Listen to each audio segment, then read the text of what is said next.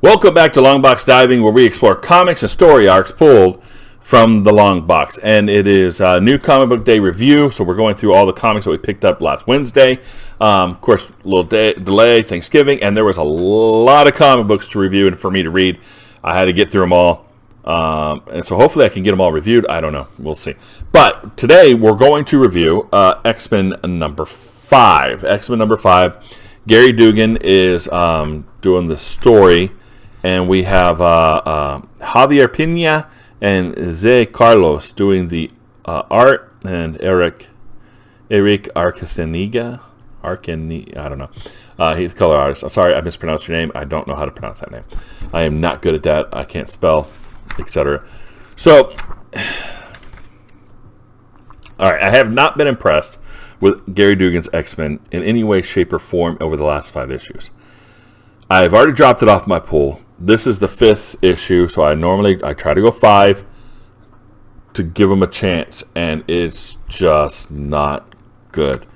The X-Men come off as villains still, and this is barely a fight in here, and it's mostly Polaris going back to when she was chosen as part of the X-Men team. So we have them fighting the Reavers, which is, I like that's cool. But everybody gets, the Reavers knocks everybody out. But there's no suspense and danger. It's basically, we get 2 pages, and that whole fight's over. And now it's all about Polaris dealing with the fact that she's an X-Men and she can be an X-Men. But I don't care. I want to see Polaris fight. So here, let's see, and this is the point here, right? We see Polaris here talking to Jean. Okay, I know it's hard to read, but if you've seen it. So reading it, it says, "Your turn, Polaris." Oh, whatever, just not me. And then we see Jean Grey, and the knot gets wavy. And Jean goes, that's better. And now it says, "Just pick me," pick in red. Wait, what? And there we are. Okay. Jean Grey just changed Polaris' mind to force her to decide to become an X-Men. That's villainous.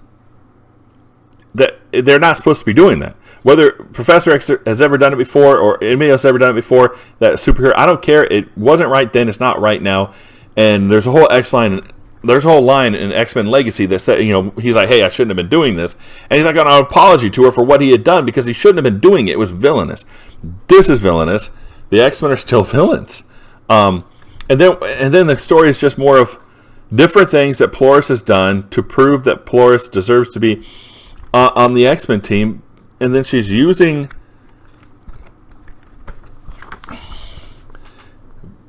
Wolverine. No. Laura. So Laura's out, right? Out. Her healing factor is trying to take over.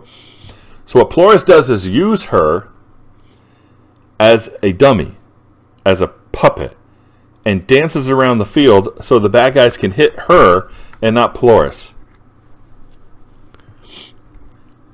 Polaris has magnetism powers on par with Magneto. Why would she need to use Laura as a puppet?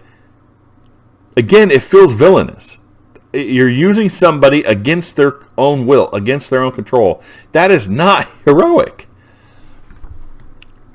All right, and so then she finally, they blind her, and she comes in, and she finally takes, Laura wakes up, is like, "How long did you been using me?" And then we get the conversation with Jean. Jean's like, she goes, "Why did you lie for me? I was thinking just not me." And Jean goes, "I didn't lie. It's true that you said that telepathically, but I heard what you told yourself before that. Just pick me, become just not me. I went with your first impulse." They did not show that at all. I showed you the page. They did not show that at all. So now Jean's just straight up lying to Polaris. It's a straight up lie. And so now we're at another party, and then Ben. Yeah, I am not a fan of X-Men. It is off. I love the X-Men. Most of these books you see back behind me right here are like just Uncanny X-Men. I have like the complete run, 144 through 544, something like that. I love the X-Men. I have almost all the volumes. I love X-Men. I hate this. I don't like it. It's not good. Okay, but so we're going to still grade it. It's off my pull list, by the way, and I won't be picking it up till Gary Dugan's off the book. I'm still getting Inferno, and that's actually really pretty good so far. Cover, 2.5. I mean, it's okay. Story's a 1. Art, I'm going to put that about a 3. The art was actually pretty good. I did enjoy it. So cover is 2, story is a 1, and art is a 3. Puts it around a 2 on average. Terrible, not a recommend. Do not get X-Men until they replace Gary Dugan. He's not writing the X-Men well. They need to find somebody that can actually write the X-Men like Heroes. Get rid of this stupid thing that we have going on right now. It is dumb. I don't like it, and it needs to go away. Oh well. We'll see you next time here in the Long Box.